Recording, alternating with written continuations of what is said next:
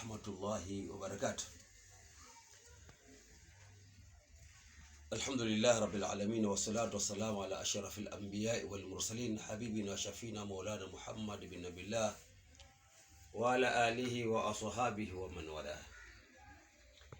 Leo hii tutaangalia siri ya kufungua macho kuona vitu vya ghaibu.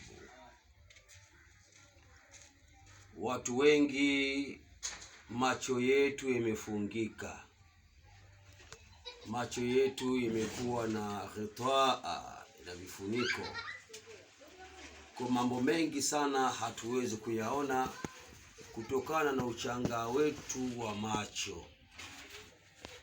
Leo hii tunatoa faida sasa ya watu kuona vitu ambavyo vilivyofichikana, kumwona mchawi, kuona majini, kuona mizukule ya watu.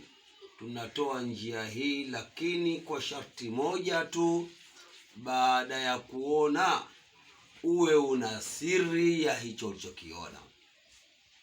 Kwani watu wengi walikuwa katika mazoezi haya ya jambo hili, lakini mwisho wake wakadondoka daraja kwa sababu ya kuhadithi yale ambao walioyaona. Hii siri tunapenda kuwaambia watu kwamba baada ya kuisomesha watu wawe na siri ya vile wanavyoviona, kwa sababu mashekhe wamekataza kabisa watu baada ya kuona majambo haya wakaanza kuhadithi. Kuna baadhi ya kijana alipewa siri hii, akaanza kuona watu ambao si wazuri katika mtaa wake, watu ambao wana mambo ya hovyo hovyo.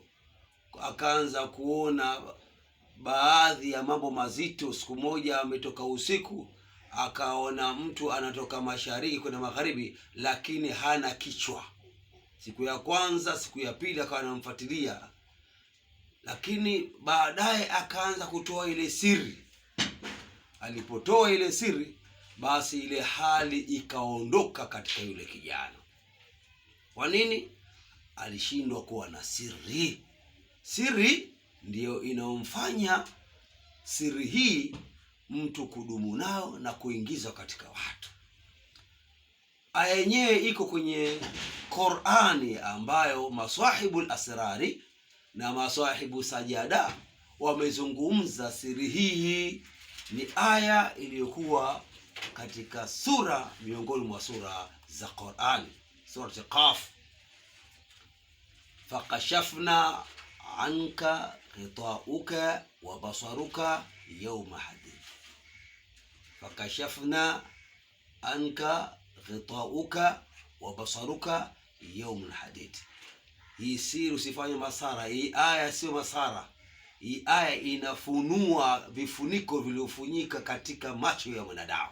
Mtu akiwa na macho haoni vizuri. Tuna macho ya aina mbili. Kuna macho ya dhahiria na macho ya batinia.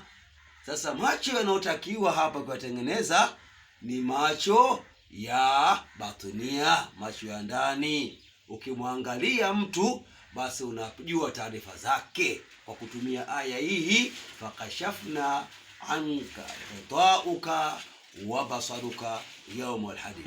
Kwa sharti ya kuanza kufanya riadha ilielezwa na maimamu na ilielezwa na masahibu sajada juu ya kufanya riadha ya siku 3. Wengine wamependekeza riadha hii ifanyike kwa muda wa siku 7. Kwa hiyo kwa mambo ya riadha, basi wasiliana kwenye chaneli yetu hii ili uweze kupata faida hii. Hii faida nzito sana. Ukiwapa watu ovyo ovyo, wanaweza wakatokewa na majambo mazito wakaja kupata matatizo. Kuna kijana ambaye tulitoa maelezo haya, akawa anaichukua ifakashafuna anka ghitauka basaruka mahadi, akawa anafanya shilingi 12,000 kila siku. Matokeo yake akatokewa na dudu ambao lilikuwa limetia shida sana.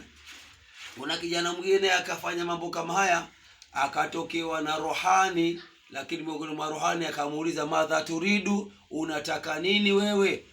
Yule rohani akainua mkono kutamaki yule bwana, akakuta mtoto wake wa kwanza yuko kwenye kiganja cha mkono wake. Sasa hii lazima tunatoa hivi, tunatoa tu nani tanbihi, lakini ukitaka somo hili zaidi basi wasiliana na channel yetu ya Sultan Online inshallah ili upate faida ya kutosha juu ya jambo hili inshallah.